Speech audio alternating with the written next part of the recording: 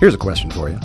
What do the numbers 3, 30, and 18,649 mean to your business? 3 is the number of years Wholesaler Masterminds Schedulers has been helping wholesalers achieve more appointments and spend less time doing it. 30 is the number of employee schedulers that we have. Yes, you heard right, employee schedulers, not independent contractors. And 18,649 is the number of appointments we've set so far in those last 3 years. If you're looking for a professional scheduling service to help you fill your calendar, check us out at wholesalermasterminds.com or wmmschedulers.com. Wholesalers, I was working with a coaching client going back, a whole lot of years ago. And I mentioned this the first time we had our guest, but I'm going to tell you again how it came about. Because the wholesaler mentioned to me that they had bought this really amazing book. And the book had phenomenal lessons in it for both themselves, and then they took to buying it for their advisors and had amazing messages for their advisors. And I'm very confident you're going to find the same benefit and positive messaging in today's show. Welcome to the only podcast on the planet dedicated to exploring the art, science, and lifestyle of wholesalers and their leaders. This is the new Wholesaler Masterminds radio show. I'm your host, the founder of Wholesaler Masterminds, Rob Shore. Wholesalers, welcome back to the new Wholesaler Masterminds radio show. I got a question for you. Can a subtle shift in focus really make that big of a difference in your business and in your income? Our guest today says absolutely yes. Bob Burg is the author of a number of books on sales, marketing, and influence, with total book sales of well over 1 million copies. His book, and the one that I referenced, is The Go-Giver, and it's co-authored with John David Mann. It has sold over 500,000 copies, has been translated into 21 languages, and it's been reissued in a new expanded edition with a foreword by Huffington Post founder and publisher Arianna Huffington. Bob is an advocate, supporter, and defender of the free enterprise system, believing that the amount of money one makes is directly proportional to how many people they serve. He's also an unapologetic animal fan, which, if you can't hear, puts a smile on my face, and serves on the board of trustees of Furry Friends Adoption and Clinic in his town of Jupiter, Florida. Bob Burg, welcome back to the new Wholesaler Masterminds radio show. Great to be with you again, Rob. Always enjoy speaking with you. It's a delight to have you here. Wholesalers, this is a return engagement for Bob, and we're honored that he took time to do so. Bob, one of the things that I never asked you last time, before we start finding out more about the Go-Giver, the concepts, the laws, etc. This has, and it's been 6 years since you were on the Wholesaler Masterminds show, which is just astounding to both of us, as we talked about in the pre-work. Mm-hmm. How did this morph now into a mission, a business, a brand, a calling? It's large and wonderful. How did it start from this idea, this concept, get collaborated with John David Mann, and then just kind of blow up? Yeah. Well, I think it was a mission before it became a brand, because while we did expect we were going to have a good audience for the book, I don't think we expected it was going to take off and become an entire movement as it has, which, as you know, anytime that happens, it has less to do with the authors than it does the people reading it who decide to spread that message. Yes. So, that was a nice bonus for us. The book came about because, as a salesperson, I found that conducting business this way was not only the most pleasant way to do business, it was the most financially profitable way as well. And we always say, when it comes to the Go-Giver, the basic premise is simply that shifting your focus from getting to giving. And when we say giving in this context, we simply mean constantly and consistently providing value to others. And that doing so, again, isn't just a nice way to do business. It's a very financially profitable way as well. And there's nothing magical or mystical about it. Just give value to others. And it's actually, it's based on human nature. It's really based on free market economics, where no one has to do business with you. And the only reason they're going to buy from you is because they believe they'll be better off by doing so than by not doing so. And as a result, that causes the salesperson to understand what their role is. Their role is to focus on that customer, that prospective customer or client, to discover what it is they need, they want, and they desire, and then help them get it. And that's really what this is about. So when I wrote my first book, Endless Referrals, Network Your Everyday Contacts into Sales, the the basic premise was that all things being equal, people will do business with and refer business to those people they know, like, and trust. I had a desire to take the message, and that was a very how-to book, to take the message and put it into a parable, because I've loved reading parables, right? Since I started in sales almost 40 years ago, love reading parables. And I thought, boy, wouldn't it be nice to take this message, the know, like, and trust, put it in parable form? And so how does one develop those know, like, and trust relationships? They're always giving. They're always looking to provide value to others, to take the focus off themselves and place it on the other person. So, basically the book came about because after the name, The Go-Giver, I started to write it, and it took me about a minute to realize, there's a big difference between writing a how-to book and writing a business parable. Mm-hmm. And this business parable thing is way outside my strength zone. I didn't care that it was outside my comfort zone, but it was outside my strength zone. So I asked John David Mann, who I knew as an editor and an author of other books, if he would please work with me on this and be the lead writer and storyteller. Unfortunately, he said yes. Well, it's just such a beautiful vehicle to tell the message. And I thought what we could do today in the 20 short minutes that we have together is really tell our wholesaling audience about the 5 laws, and perhaps pick around a little bit on one or two, dive a little deeper on some. Mm-hmm. And the first law that I want to talk about is the law that you just spoke about, the phrase you just used, the word you just used, value. And the first thing I want to do is have you help us separate what in our business tends to be a word that people sour on, which is value, and let me tell you why. Bob, in our business, a lot of firms create value-add content. So value-add content is the content that goes beyond product. If I'm going to teach people about women in investing, if I'm going to teach people about generational wealth transfer, that's not about the product. In the industry, we call it value-add. And a lot of people sour because it's overused. Value is overused. But here, it's pivotal and critical. How do you communicate to this audience the value that we're speaking about beyond what you just spoke about in terms of value? Well, I think first, it's very important to simply understand the difference between price and value, which I know all of your wholesalers already do. But basically, price is a dollar amount. It's a dollar figure. It's finite. It is what it is.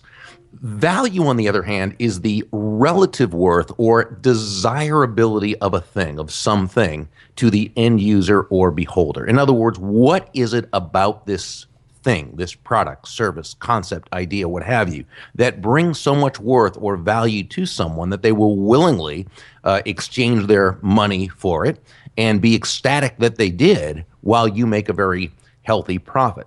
So we would look at value not necessarily as something you add on afterwards, but we'd look at value as something that is an absolute part of the entire process, because there's the intrinsic value, which is just by the very nature of the thing, of the product or service, it obviously brings enough worth to that person that they would, again, in this case, exchange their money for it. But that doesn't separate you from anyone else. So you can do that, and it's great, but all your competitors can basically do the same thing, especially with financial products. Basically, we're talking about a commodity. Mm-hmm. And if the potential buyer sees no difference in a thing, okay, then it's always going to come down to who has the lowest price or whatever the lowest common denominator is. And so how do we communicate that extra value, what I call the extrinsic value, that value that is above and beyond that intrinsic value? And what it comes down to is you are that additional value. So how do you communicate that? How are you that additional value? And I think we can communicate. I think there are probably hundreds of ways actually to communicate value, but they tend to come down to 5, what we call elements of value. And they are excellence, consistency, attention, empathy, and appreciation.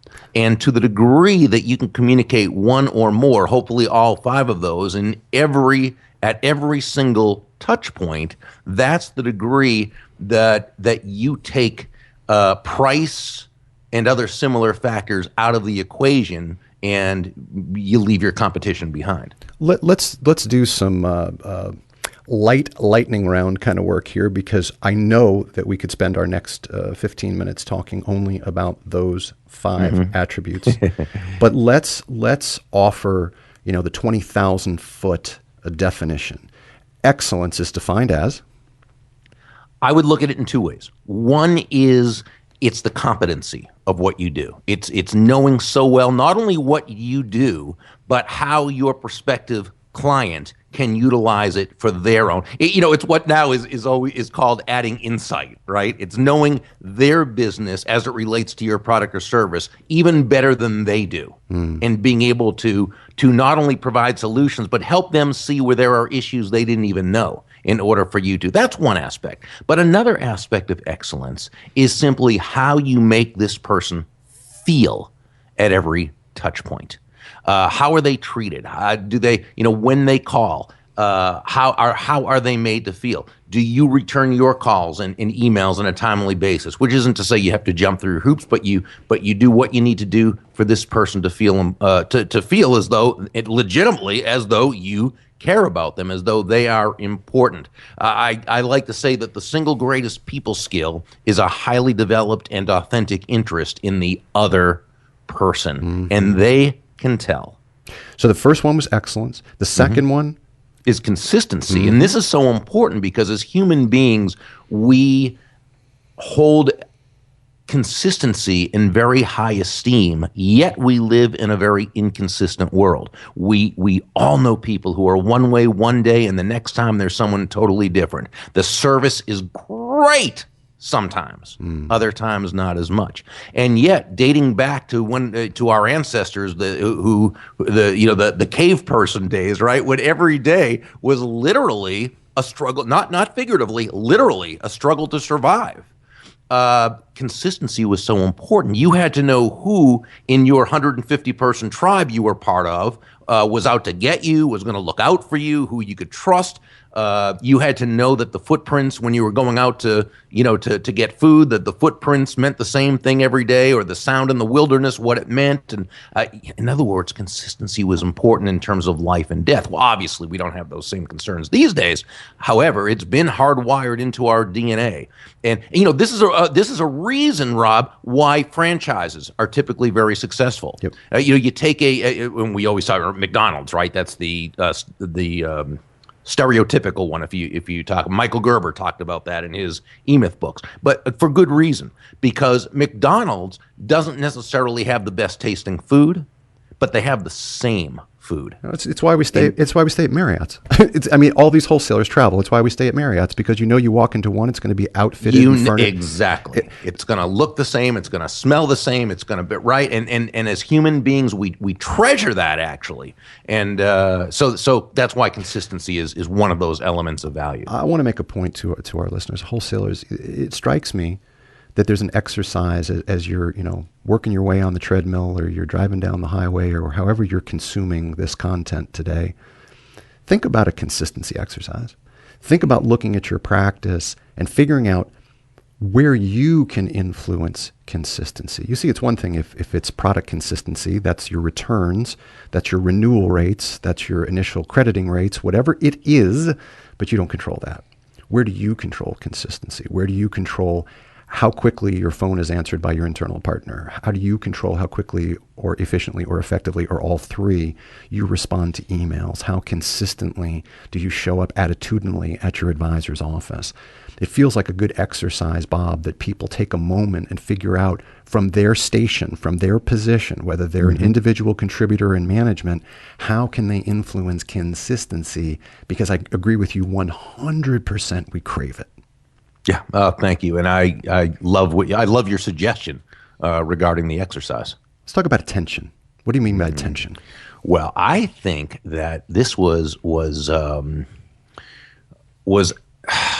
goodness, just brought up in such a wonderful point about it. It must have been 25 years ago when Harvey Mackay came out with his first of his many New York Times bestsellers. Remember Swim with the Sharks Without Being Eaten Alive? Yeah, sure.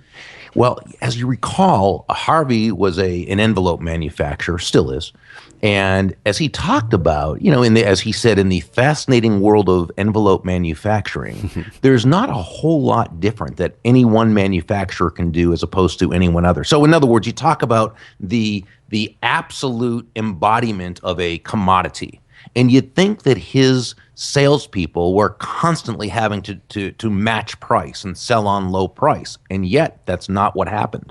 They were able to outsell the competition and at profitable prices, which they should. Well, how did this happen? Because of the attention to detail. In terms of the relationship. There were a series of books out years ago called Don't Sweat the Small Stuff. And for what the author meant in that context, it made a lot of sense. Don't sweat those things that really aren't any big deal. First world problems, as we call them. But as Harvey says, in business, those who sweat the small stuff get the business. And what he did is he made up something called the Mackay 66. Now, this was before the internet and where you could easily find information on people. But he had his salespeople have it was a couple of pads of paper or what have you. And there were 66 questions about the prospect that the salespeople would have to do their best to be able to know. 66 questions about the person, the spouse, where they went to college, their kids, the dates of confirmations or bat mitzvahs, where they, did they have all the different, what sports they play, what have you. And what happened was this sort of forced the salespeople to really genuinely find out information about this person aside from business. And what happened was, while they were still selling the same commodity-based product as their competitors, this prospect knew that they were special to this person.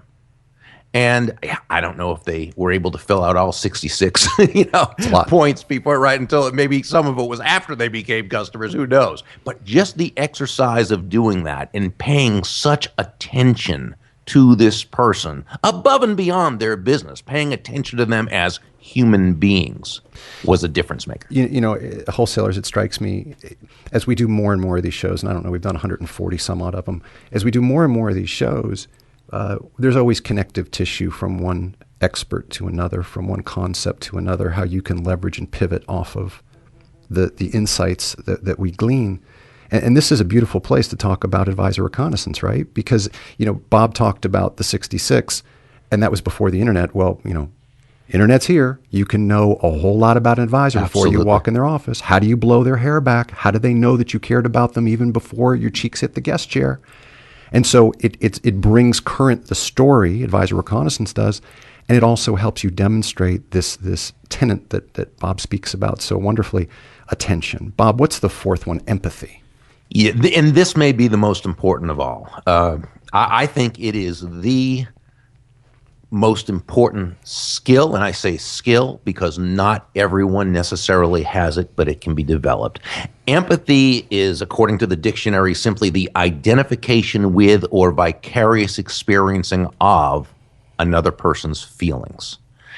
And this does not necessarily, because it sounds like a fancy way of saying, well, just put yourself in the other person's shoes. And it would be, Rob, except that not everybody has. In fact, most people have different size feet. And what I mean by that is we can't necessarily put ourselves in their shoes because we haven't been in their shoes. We all come from different experiences, different belief systems, different ways of seeing the world. So I don't think that empathy And communicating empathy necessarily means you understand how they feel. In fact, sometimes to tell someone I understand how you feel is very inauthentic because you don't understand how they feel. But we can always communicate that we understand that this person's feeling something that's distressful to them, and that we are there as their, whether advisor, wholesaler, what have you, to a friend to help them work through it.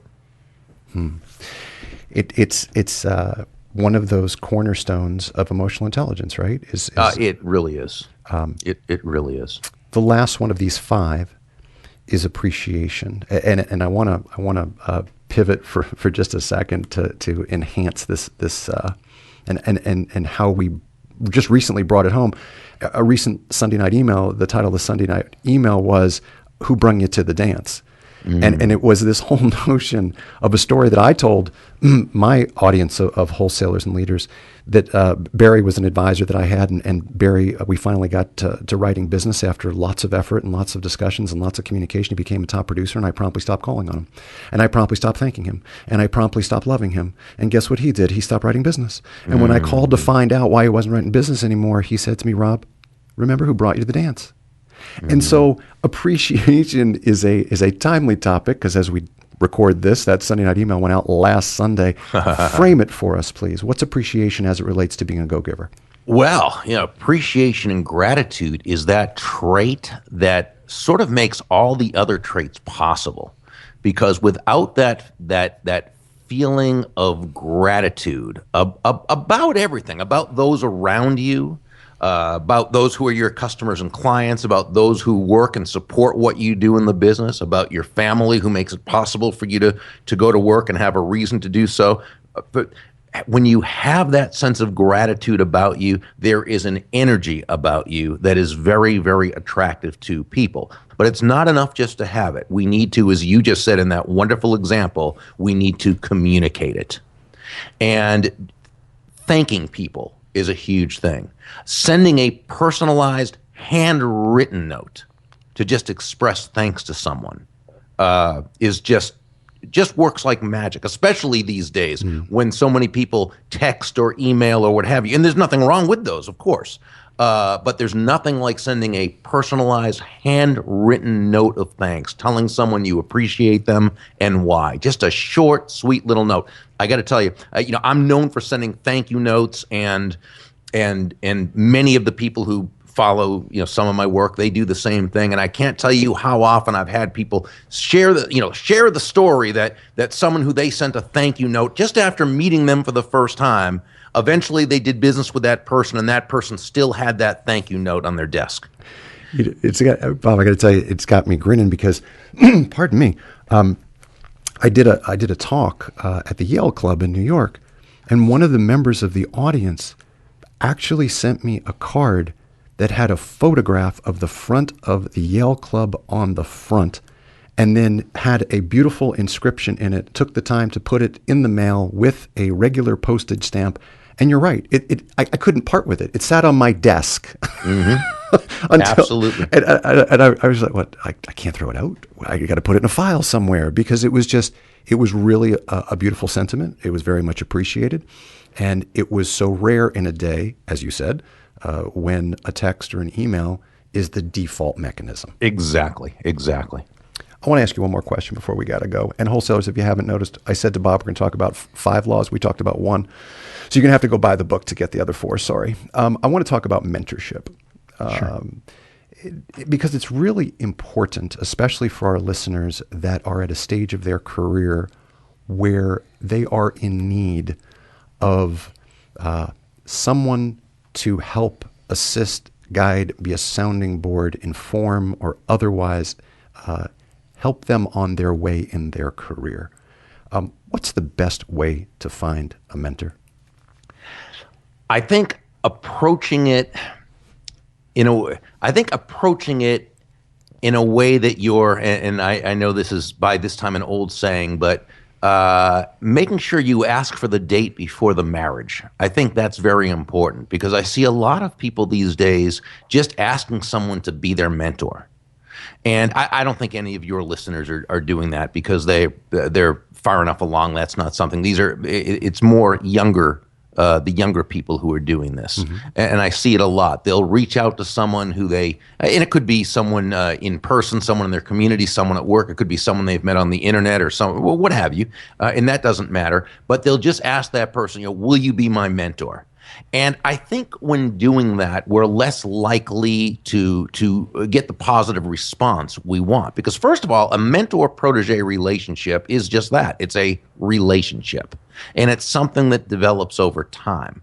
So I often suggest people don't rush into it like that. Don't just ask someone. It's like saying to somebody, hey, would you share, with me your 30 years or 40 years of success, even though you don't know me from a hole in the wall?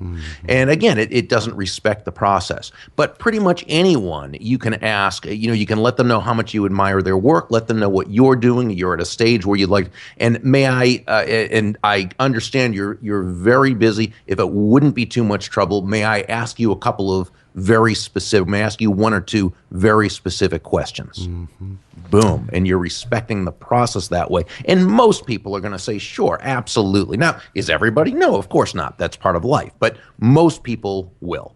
And when you do, and they provide you the answer, again, I'm going to suggest that day you write a handwritten thank you note to them, letting them know how much you appreciated it and how you're looking to put their advice to work and that you'll keep in touch and let them know. I would actually make a small, and again, you can research this person, find out what's their favorite cause or charity, make a small donation in their name, which will get back to that person. You're not doing it to kiss up or anything, but you're letting them know again that you're wanting to provide value to them and communicate that you don't take this for granted, that you place high value on their counsel.